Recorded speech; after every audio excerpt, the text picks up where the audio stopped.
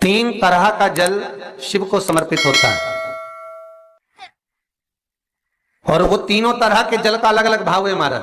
पहला जल सादा, घर से पानी लेकर गए, जल लेकर गए, शंकर को चढ़ाया, वो हमने घर का अपना एड्रेस बता दिया, भगवान शिव को जल चढ़ाकर अपने आनंद के लिए शंकर से कुछ प्राप्त कर लिया। दूसरा जल, जल के कलश में थोड़ा सा इत्र डालकर शंकर को जब समर्पित करते हैं तो महाराज घर में अगर कोई व्यक्ति बहुत रोगीला है, बहुत रोगीला, एक शिव महापुराण में, स्कंद पुराण में, नर्मदा पुराण में, भविष्य पुराण में, अग्नि पुराण में, नारद पुराण में, बरहा पुराण में, वामन पुराण में जितनी चीजें लिखी गई है एक एक प्रैक्टिकल कर देखो तो शिव महापुराण, स्कंद पुराण का यह भाव याद करिए कि एक लोटे पानी में इत्र मिलाकर, जल में इत्र मिलाकर, बहुत रोगीला व्यक्ति, बहुत बीमार व्यक्ति है, एक लोटा पानी उसका हाथ का स्पर्श कराकर शंकर को चढ़ाना प्रारंभ कर दीजिए। महाराज केवल 5 या 7 दिन चढ़ाओ और वो 7 दिन के बाद में उस बीमार व्यक्ति का क्रम देखिए कि उसमें कितना आराम लगा है। औषधि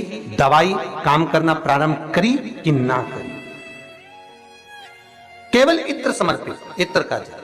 तो पहला जल सादा, दूसरा जल है इत्र का, और महाराज तीसरा जल जो शिव महापुराण के अंतर्गत कहा गया है बेलपत्र का जल।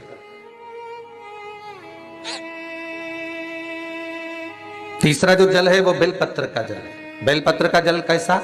तो महाराज शिव महापुराण की कथा कहती है कि जल के पात्र में एक बेलपत्र अंदर डालकर उस जल के पात्र को ले जाकर शिव को समर्पित करना, अर्थात अपनी मन की कामना भगवान शंकर से कह देना, केवल बेलपत्र के माध्यम, बोलना नहीं है हमको, कुछ हमें कुछ कहना नहीं है।